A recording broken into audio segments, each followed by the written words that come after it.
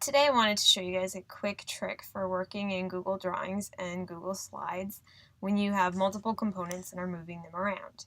And this is going to focus on snapping to grid versus snapping to guides.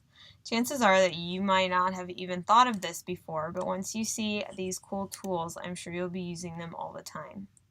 So first I need to add some things to my drawing so you can see how this works. I'm going to add a couple of rectangles. There we go. All right. Now, right now, what I have on is Snap to Guides. So if I go up here into View and then go down to Snap to, you can see that I have Guides selected. What that does is that gives me guides as I move my objects around on my page. So you can see, watch as I move it down, it's going to, oh, it says, hey, these two things are aligned at the top. If I keep going down, hey, these are aligned in the middle. They're aligned at the bottom. And you see those guidelines showing up. There I am in the middle of the page. Here I am in the middle horizontally, and so on and so forth.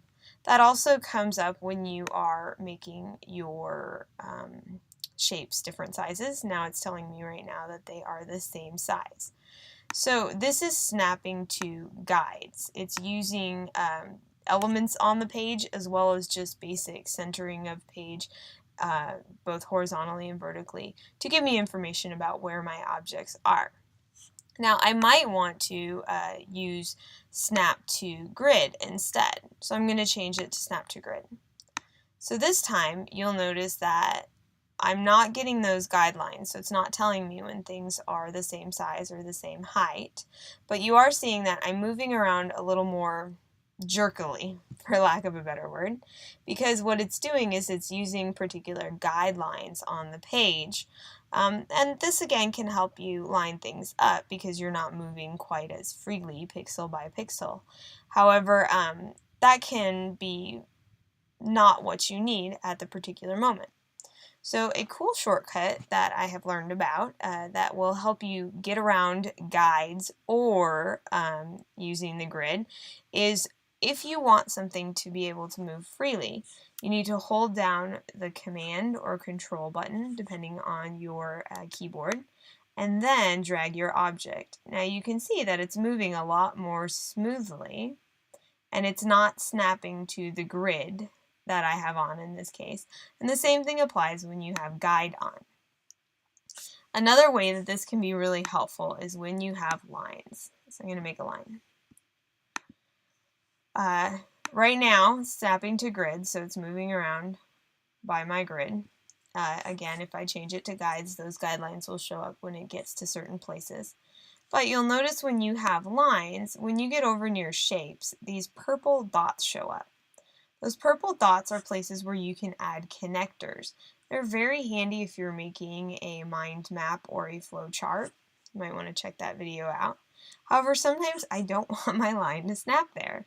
If you get even sort of close enough, it will automatically snap there without any say-so on your part. And then when you move it around, it's always connected. So to get around this, I'm going to move him for a minute. Again, hold down that Control or Command key, and the idea of removing the snap to works here too. So now you can move your line wherever it is that you want, and those connector points won't show up and try to snap the end of the line. So that's that quick shortcut. Remember, it's just holding down Command or Control to remove snapping to grid or snapping to guide. Which one you use is totally up to you. Go to View, Snap to, and change one or the other. I usually use guides because I like to have things be the same size or at the same height, but again, it just depends on what your needs are.